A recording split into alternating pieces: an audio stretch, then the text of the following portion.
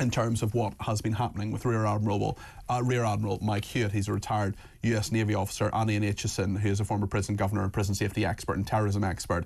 Mike, perhaps I can start with you. This is an absolutely horrendous attack. We in the United Kingdom are absolutely horrified for our American brothers and sisters out there who have been through such an awful time as a result of this terrorism. What is your reaction to it? Where do you think it has come from? What should we do to attempt to prevent that this sort of thing doesn't happen again?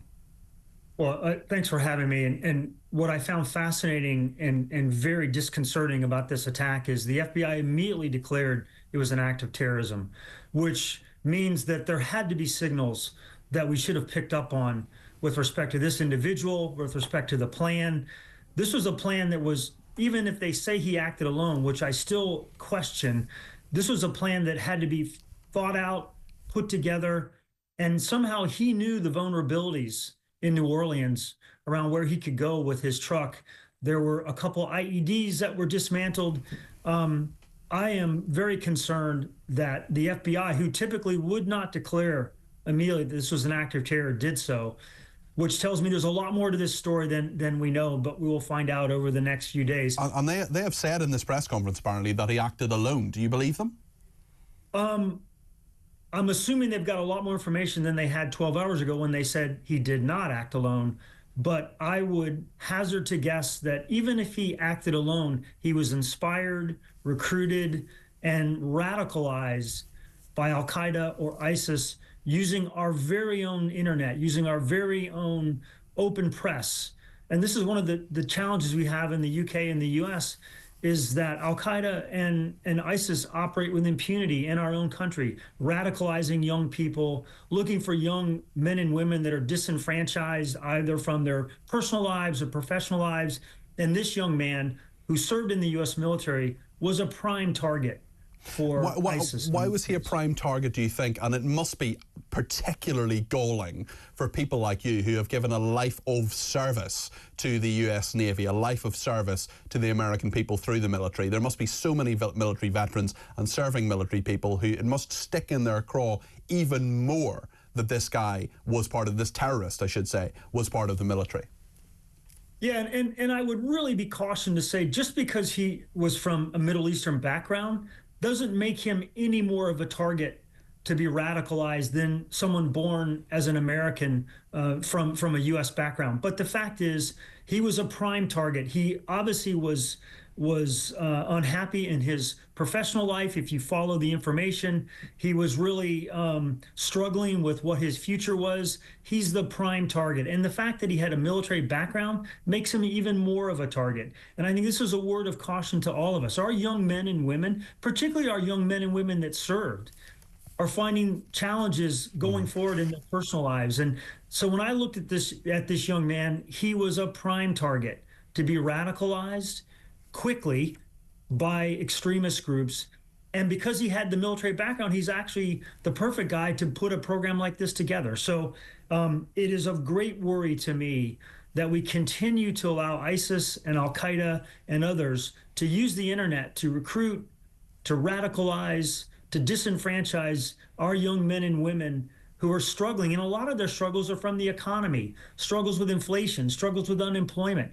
This all goes back to, are you offering these people a better choice than the one that they chose by radicalizing with a group like this? And not that you're saying this for a second, Mike, of course, but nothing could ever excuse what they do. But we do have to understand certainly why people are radicalized and how they're radicalized. One person who knows that very well, I'll come back to you in a second, Mike, but one person who knows that very well is an expert on terrorism, an expert on prison safety. He's been a prison governor himself. He's written a report on radicalization within prisons. That's Ian Aitchison. He's also the author of a book called Screwed.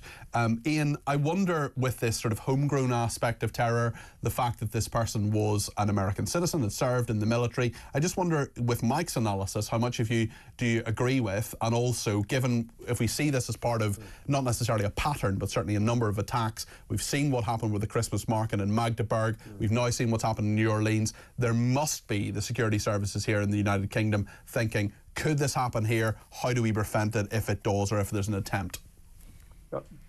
Good evening, Peter, and thanks for having me on. I entirely agree with you. I think our security and intelligence services will be on red alert now.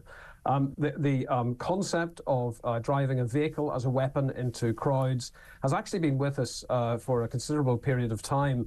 In fact, the last time we had an act as comparable to this was back, I think, about 8 years ago in Nice, when dozens of people were murdered by an Islamist terrorist driving a vehicle. And that resulted in a huge upgrade in crowded space protection in places like Nice. And those precautions spread across the world, where you would see concrete bollards being put up, steel reinforced bollards that were specifically designed to stop vehicles carrying large amounts of weight and going at speed, targeting civilians who are going about their business, as tragically was the case in New Orleans. So I think one of the things that we need to talk about is certainly the intelligence picture. And that's an interesting point that you heard Mike make about the fact that this was designated as terrorism very, very quickly. From your experience in this, I mean, what sort of intelligence will have been there? I know you don't know in this particular incident, but given that they called it terrorism so quickly, do you think that raises a red flag in terms of what they knew, or perhaps had some form of intelligence before this attack? Well, I'm not entirely sure that I agree with that, because actually what the choreography was the mayor of New Orleans said it was an act of terror. That was contradicted initially by the FBI agent who was at the press conference. Then the FBI contradicted themselves and said it was an act of terrorism. Then they subsequently said that it was part of a plot involving more people. Now they've rolled back from that. So it's do they know what's going on? It's a fairly chaotic picture, Peter, but we've got to accept that these are incredibly dynamic and stressful situations where information is hard to come by and glean. But I think at the moment and this will sound odd, I guess, but stay with me here.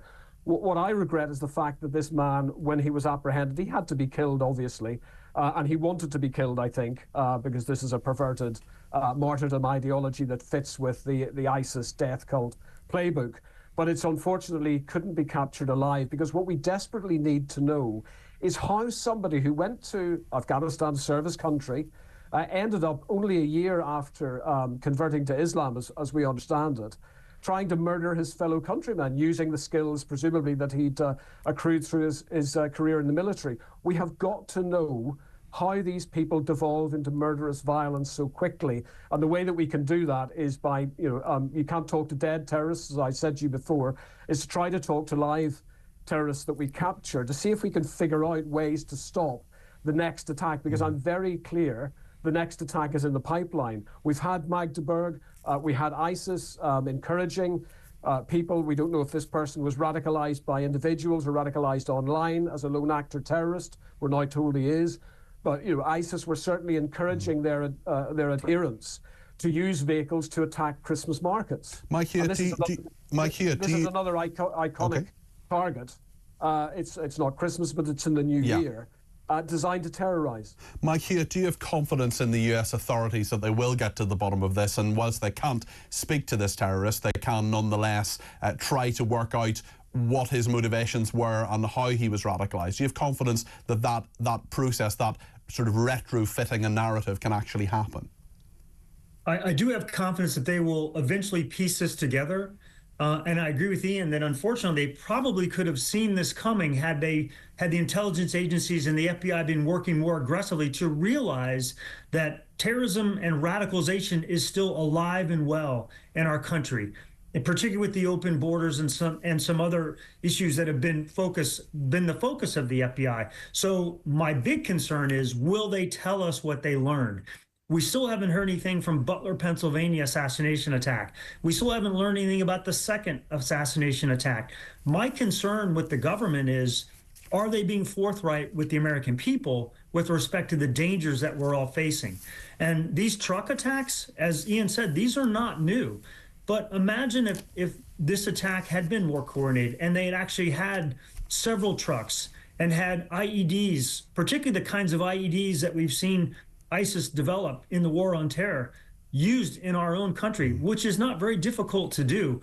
That is my concern, is, are we keeping the American people informed about the vulnerabilities that still exist today?